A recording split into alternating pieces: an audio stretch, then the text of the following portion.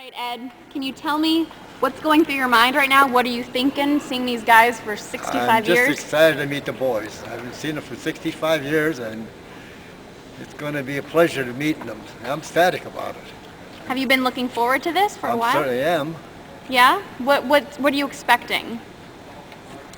Well, I don't know what they expect. I just like to see the boys, see what they look like. That's all. I know they're older, one thing, but as far as anything else, I don't. I talked to Malarkey a couple times in 65 years, and Bill Garnier, which is not here, I will talk to him. And Percani, I talked to Percani, and he's not here. And that's about it on the Bands of Brothers in all these years. What do you remember about them? What do I remember about Yeah. them? That they were all good people, you know. They never thought we'd meet like this, so I just didn't know what to expect now, you know. All I know is that I'm going to be happy to see them. Is it hard to believe that it's been 65 years? Yes, yes. And to live this long and go through something like this, it's really something. I mean, I never expected it. I guess that's why the Lord made me live as long as I could do all this stuff. This has been a wild year for me. For the last 7 months now, it just continues going on and that. So. Is that fun or is it exhausting? Is it both? What? Is it the last 7 months? Has it been fun for you or Oh yes, exhausting? it's been fun, but just been just go all the time, you know. Mhm. And if my wife was here, I know she'd enjoy it because she hated war. She didn't want to talk about the war at all. I'd put the Bands of Brothers on TV, and I'd say, Irene, how am I watching this show over here? And she said, okay. She'd lay on the couch, and I turned over here. She had her eyes closed. She just hated war and that. That's why I didn't go no conventions or go on these different things to get the publicity, and I just stayed home because I didn't know she didn't want to go, so I didn't want to leave her alone. Mhm. Now, this plane over here was what you guys used, correct? Do you know that, or The what? is that right? The plane. The The C-47 is the aircraft you jumped out of over Normandy, correct? Is that it over there? Yes, sir. Okay, the brown, the dark one. Does that bring back any memories for you? Yeah, I managed to get up in there, see what it looks like. When we jumped in Normandy, it was dark, so we didn't get to look at the plane very good. But I have an idea. Hi, John. Hi. So. Now, you have a funny story when you jumped in Normandy, right? What's that? You have a funny story about when you jumped in Normandy, right? A story? Yeah. Don't you have a story? Didn't you just jump or something like that? I don't know. I know what you mean by a story. Tell them about the cow. The cow? Oh. Well, when I jumped out, I was coming backwards, and I had about 20 pounds of ammunition on my leg with the English bag I had there. And then when I get close to the ground, I was supposed to pull the cord, and it released about 16 feet down. Well, with the shock of the parachute, the leg bag just dropped from me. I couldn't reach the cord. So here I said, oh my God, I'm coming backwards, and then all that ammo on my leg, I said, I'm sure going to break 2 legs. But by golly, when I seen the hedgerow coming, and I went over the hedgerow, and it must have been about 20 feet, and I landed on the ground.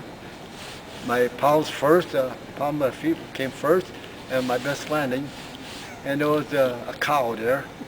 And I was happy to see the cow because I figured there'd be no minefield there. And the cow kept looking. He said, what's this midnight stranger doing here?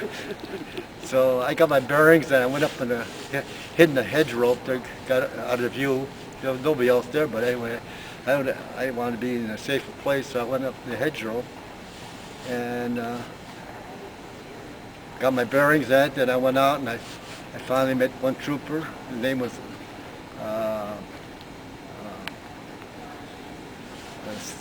Sergeant Smith, and he was the first guy I met. And we walked away from the beach and didn't see no Germans, but they start firing. Then we got mortar shells from them. So I told Smith, I said we're going to go back. We're going the wrong way. We can't fight the Germans now. So we went towards the beach and went to a small town of Vierville, France. And I heard a lot of gunfiring going there, and So they had a wall about 3 feet high. So I got down, I crawled all the way to the gate, and there was a body laying there, it had covered up with a blanket. I said, "Who is that?" He said, "That's Benjamin Stoney." I said, "Oh my gosh, first guy I seen killed, and I knew him pretty well." And that kind of hit me. And then we started firing at the Germans in the house and that. And I think we did a pretty good job of keeping them down, so we threw grenades in there and started some fire, and they come running out. So that was my first experience of the war. Who was the first officer you met when you landed? The second trooper I met was Captain Sobel. He was our company commander. And I said, "Oh my gosh, of all the guys I meet, Sobel." But he said, right away, he said, "You come with me." So I had to go with him. And I was glad to see him. I mean, I had another guy with me. So we went back and joined towards Veerville, and we met about 20, 30 of our guys there. And the war was going on for us then. What was your first thought when you jumped out of the plane and you saw what you seen? What the heck am I doing up here? I didn't have no idea, you know. It seemed like when I first joined, I thought it was fun, you know. But after we went through all the training and we knew we were going to go into combat, I said, I don't know if I made the right choice. But you know what? I went through the whole deal, did everything that everybody else did. Didn't get hurt until after Bastogne. After Bastogne, we went in Belgium and got a farmhouse, and a mortar shell came to the barn where we were resting, and it hit me. And I felt something, and I looked around, I checked my body, and couldn't find it. And then I looked at my hand. Here, I got hit in the hand. So I went to the first aid. I said, bandage it up and clean it up, and I'll go back to the company. He said, they did that. He said, but you're going to the hospital. So I was there for about 3 weeks, and when I got out, I joined my company, and the war was practically over. You could see the Germans were surrendering and everything, and about 1,000. Then we got on Autobahn, and went all the way to Eagle's Nest, Hitler's mountain there. I thought I was going to get up there, but Sergeant came over. He said, "Take a couple guys and go up to that ranch over there to the left. Check it out." So we went up there, and there was only a couple of women, old women up there, and they were kind of scared of us. And then I saw a guy running out the house towards the barn. I said, "Let him go, the war's over." And but I didn't get up the mountain. But when I made the 2-week tour a couple months ago, I did get up the mountain. I saw the Eagle's Nest, and I saw the dining room. We went down about 3 or 4 stories down, and real nice dining room. We had supper in there. I always say, "This is on Hitler." And when we were in the marshalling area, there's only 18 troopers on the plane. Well, and it was 13,300 paratroopers. So you can imagine there was about 800 some planes that was all over England. And we got on the planes about 9:30, 10 o'clock, and it took about an hour and a half to get in formation. And we finally got in formation, had reached the English Channel, and then we started going across.